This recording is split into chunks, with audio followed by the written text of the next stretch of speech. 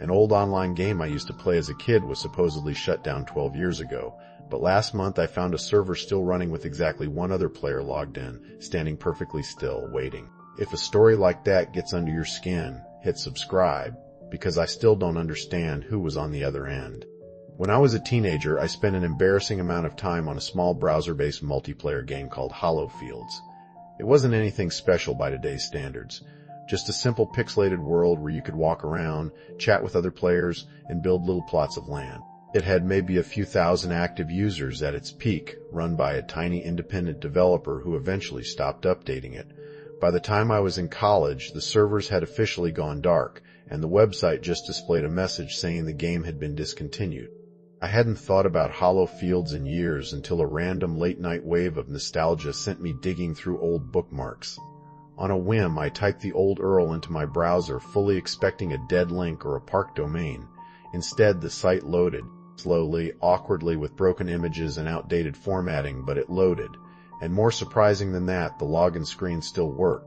I used my old username out of curiosity, half expecting an error message.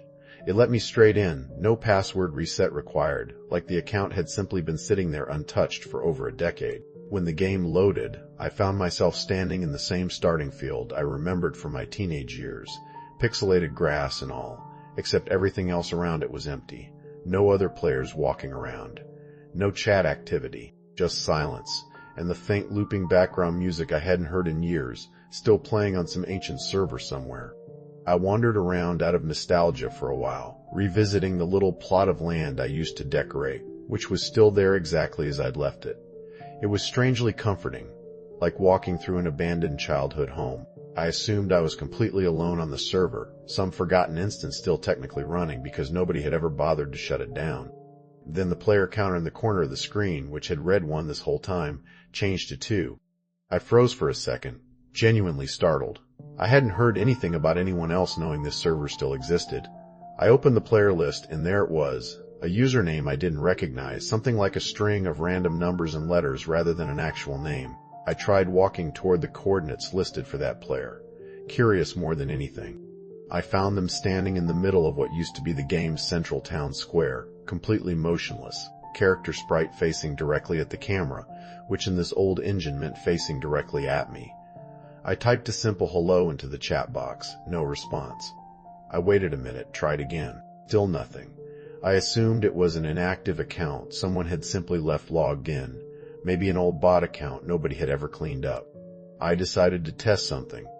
I walked my character in a slow circle around theirs, watching to see if the game would auto-rotate their sprite to face me, which was normal behavior in Hollow Fields whenever another nearby player moved. Their character rotated too. Perfectly. Every single time. Always facing me directly, no matter where I moved. That unsettled me more than I expected it to. I closed the tab, telling myself I was being ridiculous over an old Flash game, but over the following week, I found myself checking the server again a few times, unable to fully let it go. Each time I logged in, that same account was already there, in a different spot in the world, always alone, always turning to face me the second I got close enough for the game to register it. I started trying to find out more about who could possibly still be running this. I searched old forums, found a few dead links to a developer blog, and eventually managed to find a name associated with the original creator through an archived domain registration. I sent a message to an old email address listed there, not expecting a reply given how long the game had apparently been abandoned. To my surprise, I actually got one. A few days later, short and strange. The message simply said that the developer had shut down the official servers years ago, as they'd claimed publicly, but had left one small private instance running quietly, technically off the books, because a longtime player of the game had asked them to, someone who apparently still logged in, every single day without fail, and had done so for years, never speaking to anyone, never leaving.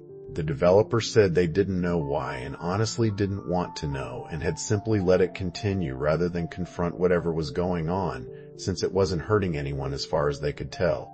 I asked obviously if they knew who the player actually was.